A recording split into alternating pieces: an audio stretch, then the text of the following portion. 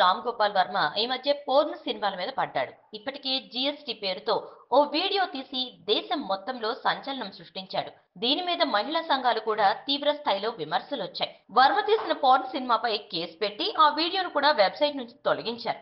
అయితే తాజాగా వర్మ మరో సంచలన ప్రకటన చేశాడు. ఈ మహిళా వ్యాఖ్యలతో కేసులతో విసుగు చెందిన వర్మ వాటికి ధీటుగా సమాధానం తెలిపాడు. అయితే త్వరలో మరలా జీఎస్టీ 2ను తీస్తున్నట్లు ప్రకటించాడు.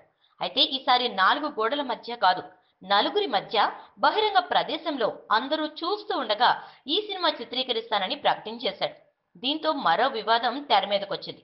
జీఎస్టీ సినిమాను యూరోప్ లో షూట్ చేసినట్లుగానే గాడ్ సెక్స్ అండ్ ట్రూత్ 2ని అద్భుతమైన ముత్యాల దీవిలో మెత్తటి ఇసుక తిన్నెల మీద షూట్ చేస్తానని తెలిపాడు. అలాగే దీనికి సంబంధించి తేదీలను త్వరలోనే ప్రకటిస్తానని చెప్పాడు. ఈసారి వర్మ ఏ పోర్న్ స్టార్ ను ఎంచుకుంటాడో చూడాలి. ఈ వీడియోపై మీ విలువైన కామెంట్స్ ని మాతో షేర్ చేసుకోండి. అండ్ ఇంకో విషయం, సబ్స్క్రైబ్ చేయడం మర్చిపోకండి.